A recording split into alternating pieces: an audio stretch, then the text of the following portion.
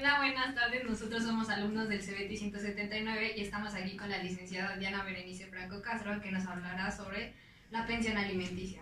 Y bueno, eh, buenas tardes. Buenas tardes. Lo que le queremos preguntar, bueno, principalmente ahorita, es ¿qué abarca la pensión alimenticia? Mira, el tema de la pensión alimenticia es muy amplio. Básicamente es una obligación que impone una autoridad, en este caso, o en la mayoría de los casos, es un juez a cargo de una persona.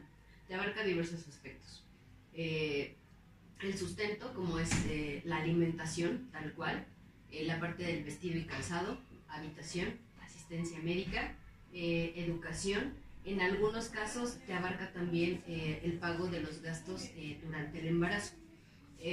Hay dos conceptos que debemos tener bien presentes en el tema de la pensión alimenticia. El deudor alimentario es quien debe pagar la pensión y el acreedor alimentario, que es quien la recibe. Bueno, teniendo esto en cuenta, supongo que se tiene una idea normalizada de que es normalmente la mujer quien le pide la pensión al hombre. ¿Solo la mujer puede pedirla? No. La ley protege a todas las personas que lo requieran. En el caso de la pensión alimenticia, tanto hombres como mujeres, inclusive los menores de edad, pueden solicitar la pensión alimenticia. Básicamente es dirigida hacia los hijos menores, a los hijos mayores de edad cuando se encuentran estudiando, a los padres. Nuestros padres también nos pueden pedir pensión alimenticia en determinado momento cuando ellos lo requieran. Nuestros hermanos, en el caso de necesitarlo y de no tener a nuestros padres o de ellos no tener hijos, también nos pueden pedir pensión alimenticia. También va dirigida a personas con capacidades diferentes o con discapacidad. Y bueno, pues a todos los que la necesiten y acrediten esa necesidad, no solo es voy y la pido, tengo que acreditar si la necesito y quién me puede dar. Bueno, llegado a este punto de la entrevista, la cuestión ahorita, la pregunta sería, ¿cuánto es el monto a pagar en la pensión alimenticia? Son tres formas por las que se puede determinar el pago de los alimentos. Una es acreditando la capacidad económica de nuestro deudor, es decir, si sus ingresos son altos, si tiene un negocio propio y le produce bastantes ganancias, se presume que los ingresos son altos y por ende tiene una capacidad económica amplia para otorgar una cantidad suficiente y bastante para sus acreedores por el pago de los alimentos. La otra es por el salario que percibe. Si nuestro deudor se encuentra laborando en alguna empresa o en algún establecimiento que le paguen bajo nómina, como tal en ese concepto, el juez determina un porcentaje a favor de los deudores. Dependiendo el tipo de deudor, es el porcentaje que se fija. En este caso, para los hijos es más alto. Sin embargo, el porcentaje sobre los alimentos, sobre el salario, nunca puede ser mayor al 50% del salario del trabajador, porque se presume que él con ese 50 va a subsistir y el resto puede ser para sus deudores. Esto no quiere decir que si es un hijo, por ejemplo, le van a dar el 50% del salario. Normalmente se les otorga de un 15 a un 20%. Si estamos hablando de dos hijos, pudiera ser sobre un 30 o un 40%. Pero si son 3 hijos, 4 hijos, 5 hijos, el porcentaje nunca va a ser superior al 50% de ese salario, para que el trabajador o el deudor viva con el otro 50%. Y la tercera forma de determinar o de fijar un pago de pensión es en base al salario mínimo mensual. Mi papá, por ejemplo, o mi deudor alimentario, no trabaja o no tiene un trabajo fijo, no tiene un negocio que le dé ingresos.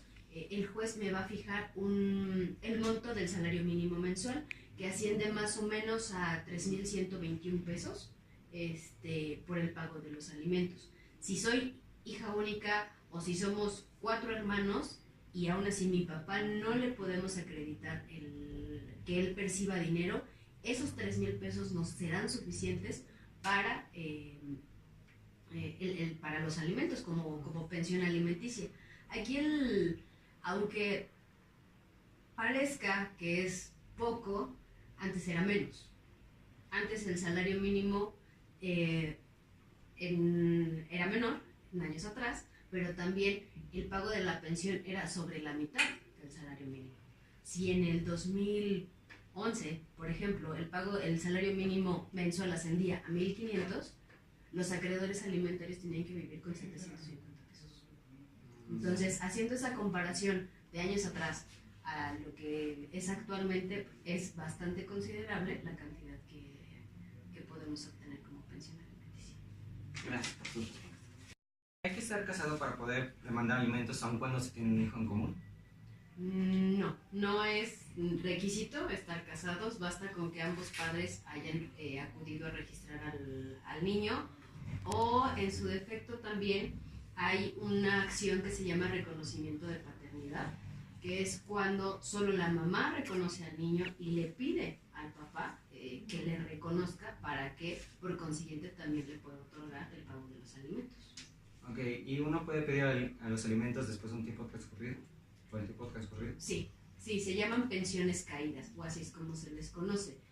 Tenemos que acreditar durante cuánto tiempo no se nos ha dado el pago de los alimentos para poder acceder a ellos. Ok, muchas gracias. Bueno, para terminar esta entrevista, ¿nos podría decir qué pasarías en dado caso de cuál sería el procedimiento jurídico que tendría el incumplimiento de ese pago? Pueden ser diferentes penalidades o diferentes formas de hacer que una persona cumpla con el pago de sus alimentos. Sin embargo, dos son las más comunes.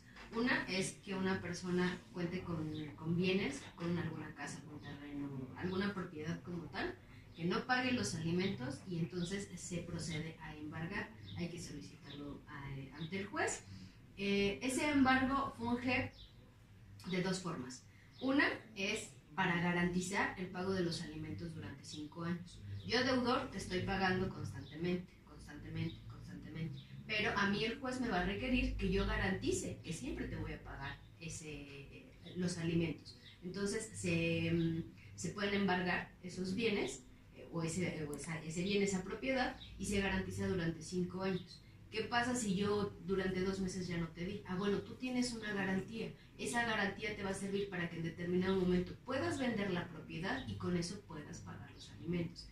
La venta de la propiedad no es nada más así de ya no pagaste, bueno, ve y véndela. Es un procedimiento, pero básicamente es eso. La otra es iniciar un procedimiento penal por un delito que se llama incumplimiento de las obligaciones de asistencia familiar. Que es que si yo no te pago, bueno, la ley a mí me va a castigar por no pagar los alimentos. Como lo dice su nombre, es un procedimiento y las consecuencias de ello es que pagues lo que debes y que seas castigado penalmente por no haber pagado. Y en dado caso, por ejemplo, eso es en cuestión de que si tiene un terreno así, una propiedad, pero si tiene un negocio y aún así no ha hecho el cumplimiento de ese pago, no se embarga, se interviene.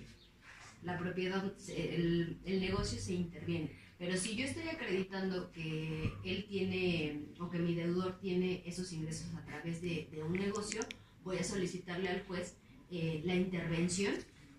Se nombra un interventor como tal, que le va a decir, a ver, juez, este señor, este día ganó tanto, este día tanto, hace como una especie de inventarios.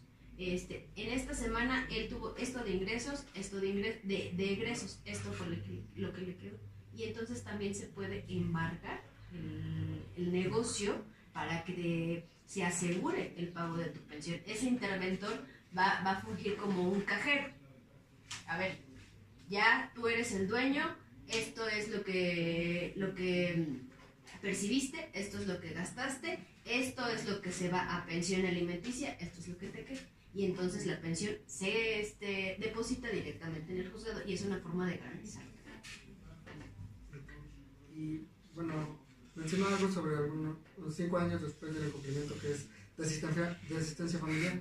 Después de esos 5 años ¿se renovaría? ¿O? Sí, es renovable. La garantía es renovable. Si durante los 5 años tú cumpliste y no hubo necesidad de quitarte la propiedad, por así decirlo, entonces esa garantía se va a renovar por otros 5 años.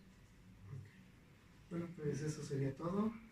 Muchas gracias por su tiempo, por Por nada. responder nuestras preguntas. Por nada, para servir.